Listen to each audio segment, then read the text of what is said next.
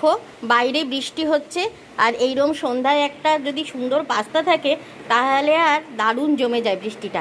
তো আমি কি করে পাস্তাটা বানালাম পুরোটাই আমার চ্যানেলে দেওয়া থাকবে। এরমভাবে একটা সুন্দর পাস্তা তোমরা বানাবে। আমি বলেছিলাম টমেটো সস দিয়ে সার্ভ করব, তো এবার টমেটো সস দিয়ে সার্ভ করব। আমাদের খাওয়ার সময় হয়ে এসছে।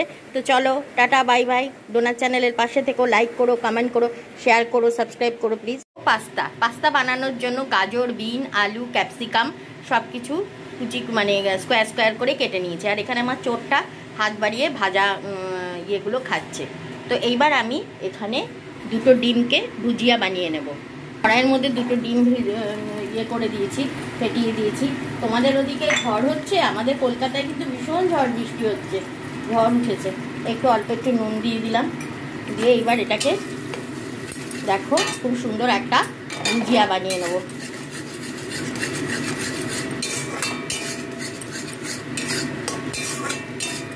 এরকম করে খুব সুন্দর ডিমের ভুজিয়া বানাবো।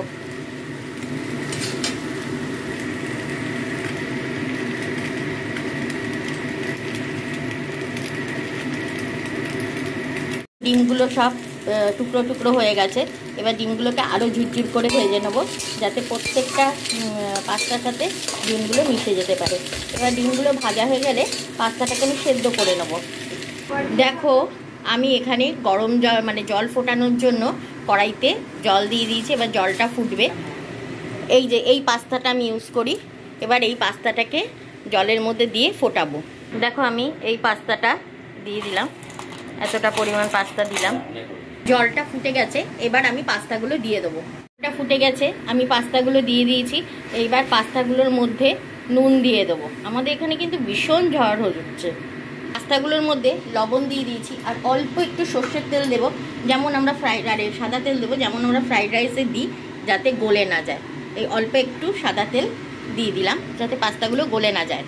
পাস্তাগুলো ভীষণ সুন্দর তোমার ঝরঝরে আছে। এইবার পাস্তাগুলো আমি জল ঝরিয়ে ফেলেছি। এইবারে যেরকম চাউ করে সেরমভাবে করব। কড়াইয়ে তেল দিয়েছি, তেলটা যে যার পরিমাণ মতো। আমার বাড়িতে তেল খুব একটা খেতে চায় না। এবার এর মধ্যে গোটা জিরে আর কাঁচা লঙ্কা দেবো।